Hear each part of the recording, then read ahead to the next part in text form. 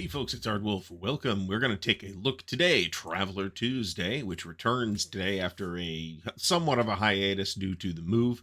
We're going to take a look today at the Journal of the Traveler's Aid Society, Volume 12. Now, this was a Kickstarter, as I've talked about before, that was done, I think, in 2021.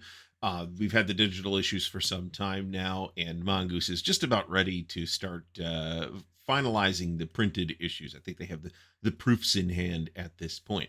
So without further ado, let's dive in and take a look. Okay, so we have here for number 12, we have a 130 page digest sized book. And we can see that there's a table of contents, Classic Traveler, of course, by Mark Miller, and edited by Matthew Sprange and Isabella Treccani-Cinelli, whose name I hope I am not mispronouncing again. So we're going to have a variety of different things here. Let's give it a quick buzz through. Here's the Preniac. This is a bestiary entry hailing from the Persephone system, and it is a small tentacled cuttlefish-like creature. So a lot of times these bestiary articles are tied to like a specific location. In this case, the Spinward Marches. And in other cases, they're just kind of like generic. Here's a something you might find on an arid world or something like that. This one is tied to this specific Persephone system.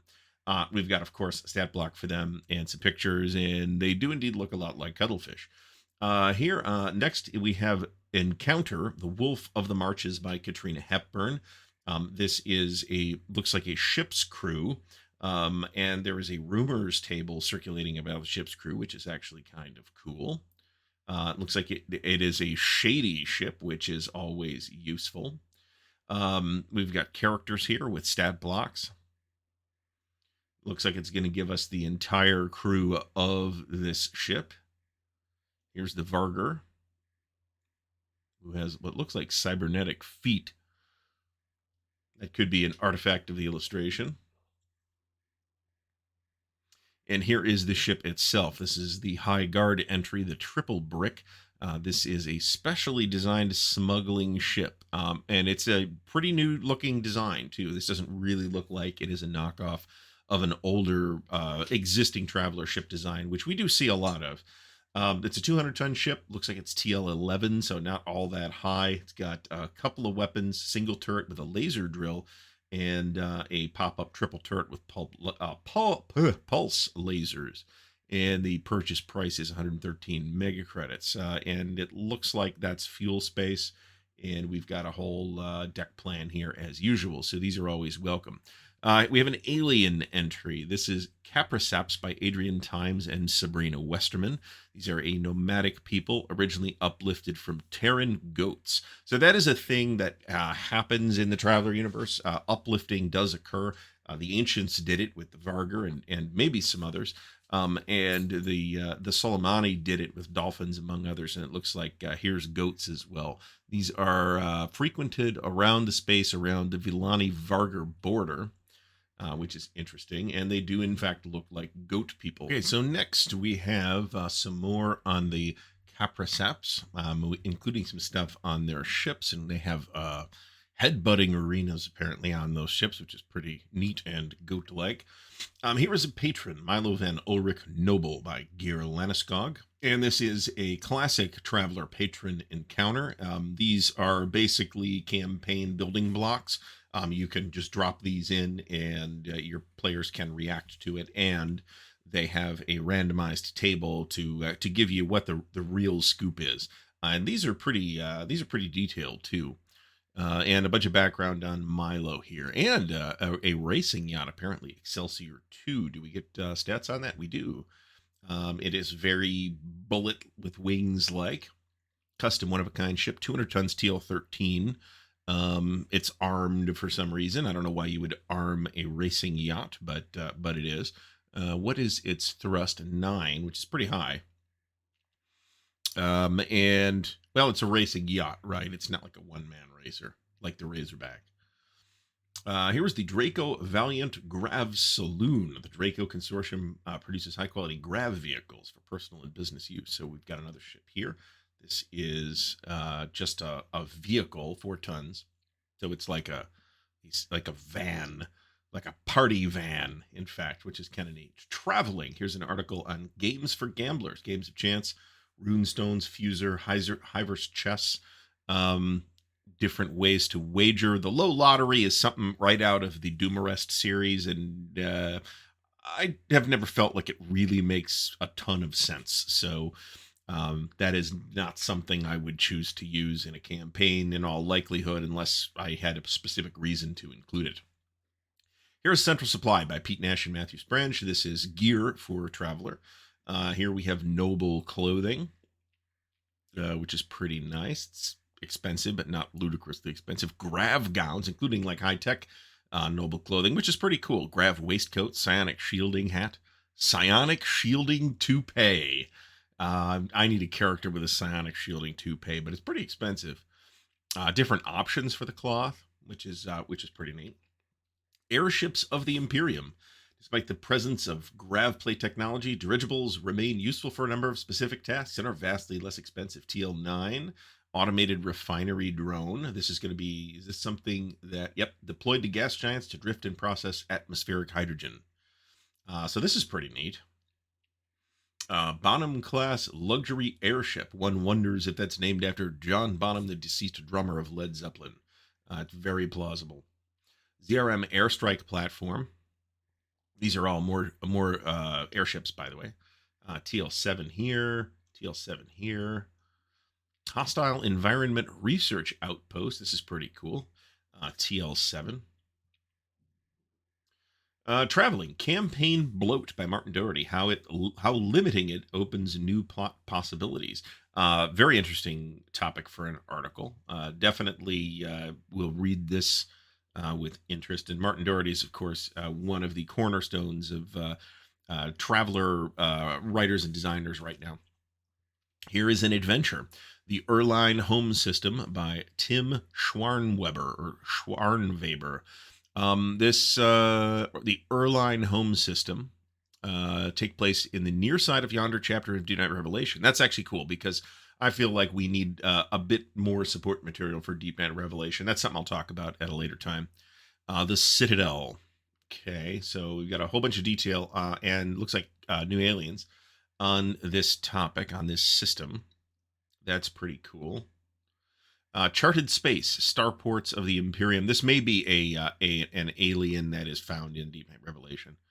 Charted Space, Starports of the Imperium by Carl Walmsley, which is a very British sounding name. Class E, Class D, Class C. So more detail on starports, not a bad thing.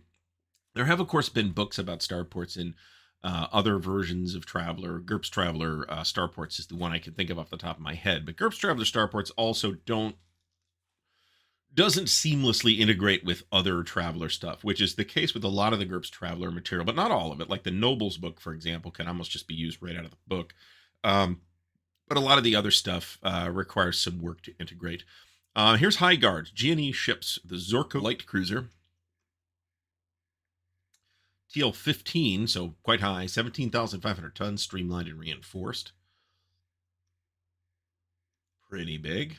Some of the terminology, I may do a video about this at some point. Terminology like light cruiser, well, that's fine, but you've also got something that's just called a cruiser that's like 300, 400 tons too. So the terminology is kind of grown around the game in an organic, but not necessarily internally consistent way. Gort class battle rider. So what a battle rider is it's a big ship, generally a big ship. This isn't that big, it's 30,000 tons. That doesn't have jump drive. So it can either be used as a system defense ship, or it can be carried through a jump by a jump tender, which is a much larger ship. Obsolete by the Imperial Naval. This is deemed obsolete, but it's still TL-15. So if I was designing an obsolete ship, I might design it at TL-13 or 14, or even 12. Gort class battle tender, and frankly, a TL-13 ship is still a pretty high tech ship, right? I mean, there are plenty of places in and around the Imperium where such a ship might still be useful. Here's the Gort class battle tender, and you can see that this is 200,000 tons, and it carries.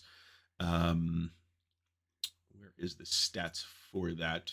So from the description here, I'm a little unclear as to whether this ties into the other vessels or not, but it is TL-15, and it's got 60 decks, so it's a big ship.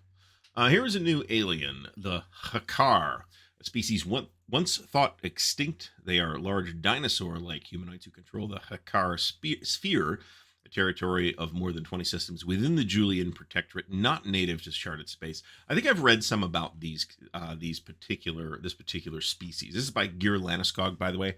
Um, and there's some mystery around their original homeworld. And of course, you got to have a dinosaur smoking a cigar, because why have dinosaurs if they're not going to smoke cigars? Here's the secret history, in fact. So let's buzz through that without spoiling things. Apparently, there's spoilers in this. External relations. There are members of the Julian Protectorate, and rules for Hakar travelers. I realize I'm not pronouncing that completely consistently, but who cares? Here are High Guard for the Hakar. Sublight drive systems, very interesting. Magnetic drive. So we have some alternate, and you could easily use these elsewhere too. Alternate sublight drives, which is always nice to have. What this version of Traveler hasn't really dealt with is alternate FTL drives, and that is something I would like to see in a future book.